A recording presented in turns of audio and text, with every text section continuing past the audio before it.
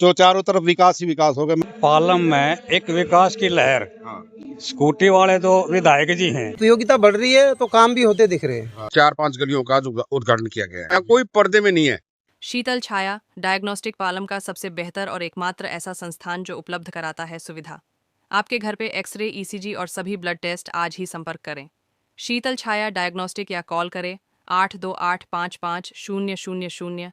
नमस्कार दोस्तों, पालम न्यूज़ पे आपका स्वागत है। तो पालम में लगातार विकास के जो कार्य हैं वो चल रहे हैं। तो आज पालम विधायक कुलदीप सोलंकी राम चौक में कुछ गलियां हैं, उनके निर्माण के कार्य का उद्घाटन जो है वो करने के लिए पहुंचे हैं। विधायक जी से पूछते हैं कि क्या कहते हैं सारे विकास कार्य को लेकर और आगे कौन कौन से विकास कार्य जो वो होंगे और क्षेत्र की जनता इन विकास कार्यों को लेकर क्या कहती है। पालम में लगातार सड़कों के निर्माण कार्य के उद्घाटन हो रहे हैं और आज राम चौक की कुछ गलियों के निर्माण कार्य का उद्घाटन किया गया। नारियल फोड़कर ये उद्घाटन क्षेत्र की जनता के द्वारा ही किया जा रहा है। तो बहुत जल्द ये गलियां जो हैं वो बनकर तैयार हो जाएंगी। करीबन 5 से 6 गलियां ऐसी हैं जो राम चौक में अब पूरी तरह से बनने के लिए तैयार है। और आज पालम विधायक कुलदीप सोलंकी ने नारियल फोड़कर इसका उद्घाटन किया और क्षेत्र की जनता में मिठाई भी बांटी गई। तो लगातार पालम में विकास कार्य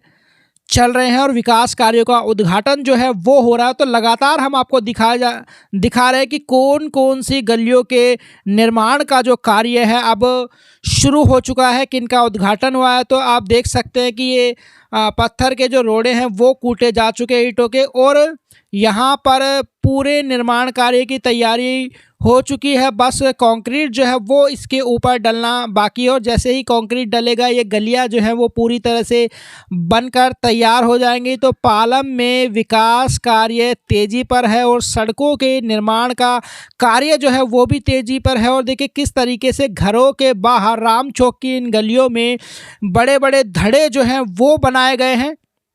ये देखिए किस तरीके से ये सड़क के ऊपर अतिक्रमण करके कब्जा किया गया। तो पालम विधायक कुलदीप सोलंकी ने इसका संज्ञान लिया है और जो अधिकारी उनसे बोला गया है कि इसको यहाँ से हटवाया जाए। जी हाँ, ये देखिए किस तरीके से ये पूरा रोड जो है वो घेर रखा है। ये देखिए यहाँ पर ये पार्क करते हैं तो एक तरह से ये अतिक्रमण नहीं, अवैध कब्जा है।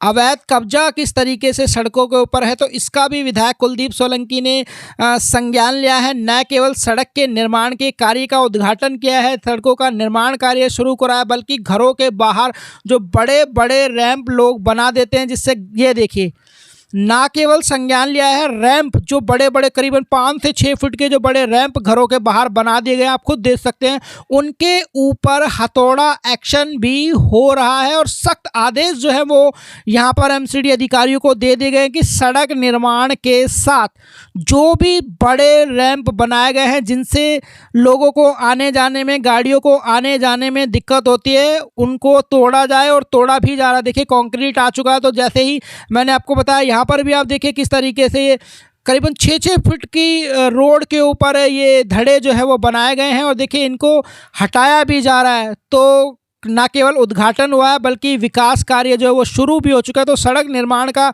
जो कार्य है वो शुरू भी हो चुका है। तो पालम विधायक कुलदीप सोलंकी ने इसका संज्ञान लिया कि सड़कों के ऊपर किसी भी तरह का अवैध कब्जा या अतिक्रमण जो है वो बिल्कुल भी नहीं चलेगा।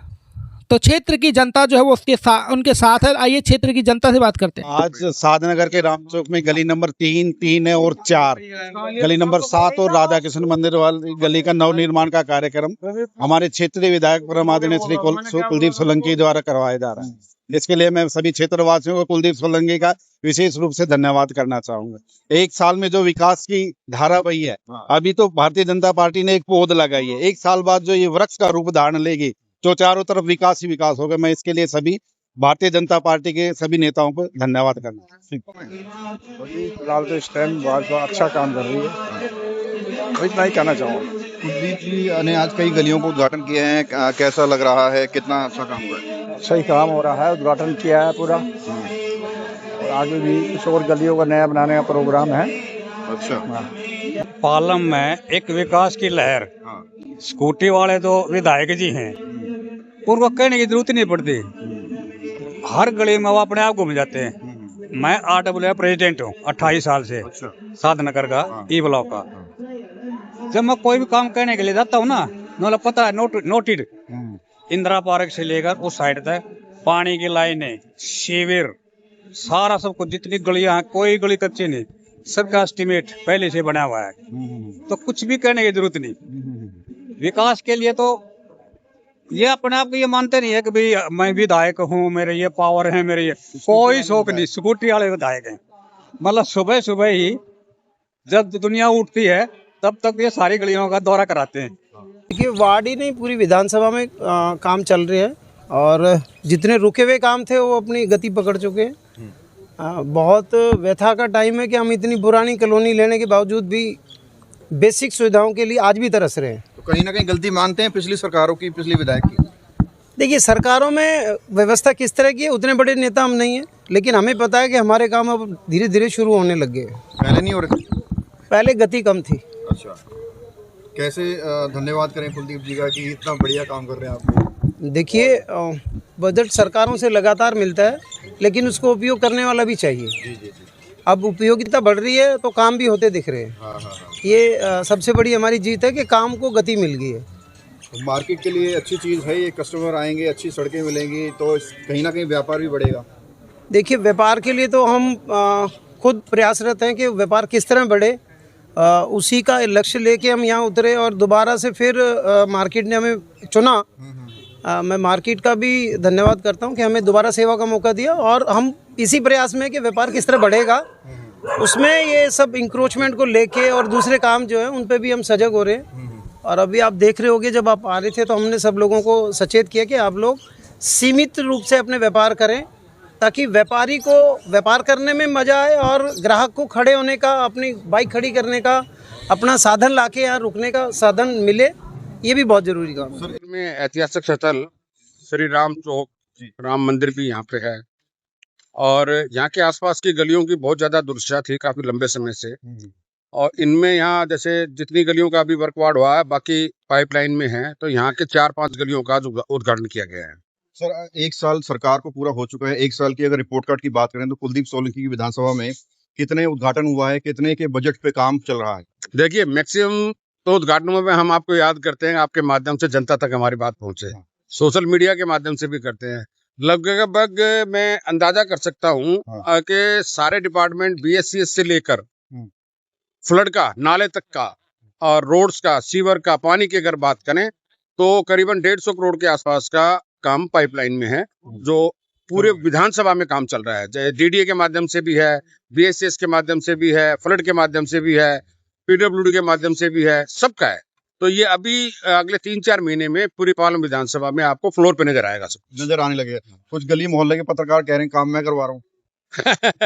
चलिए, वो तो अच्छी बात है, तो पब्लिक का कुछ भी कह सकते हैं और पत्रकारों का तो अपना एक अलग ही जमात है, वो तो जैसे चाहे जो मर्जी कह सकते हैं।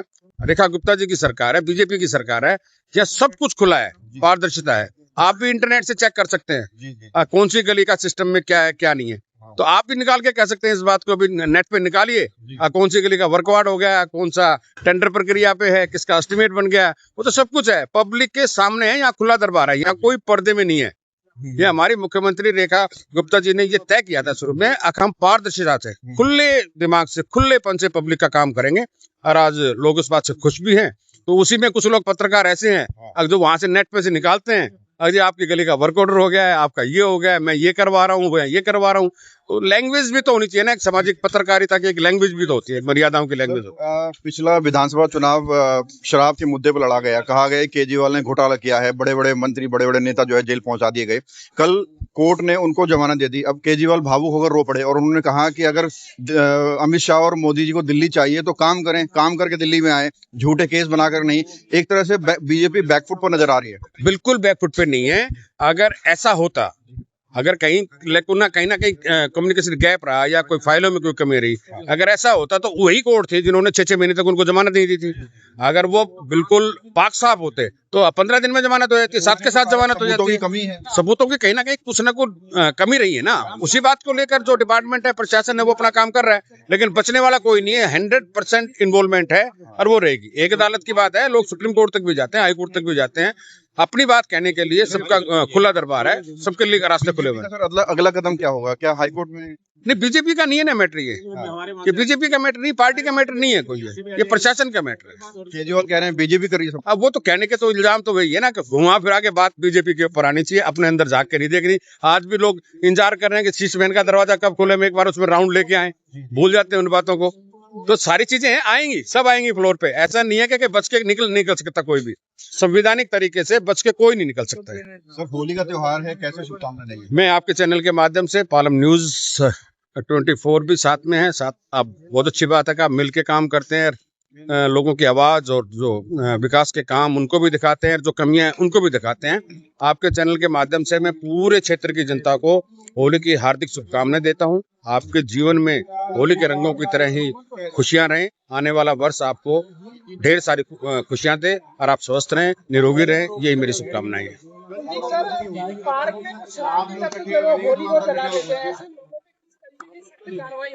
देखिए, बिल्कुल होगी, जैसे ही पकड़ में आएंगे। हमने पुलिस को भी कहा है, कैमरे से भी हम सर्च कर रहे हैं किस तरह के लोग हैं। कुछ बच्चे शरारती भी होते हैं, वो भी शरारत कर देते हैं कई बार, हम उसको मॉनिटर कर रहे हैं। पुलिस से भी मेरी बात हुई है, प्रशासन से भी बात हुई है, हम उनको छोड़ेंगे नहीं।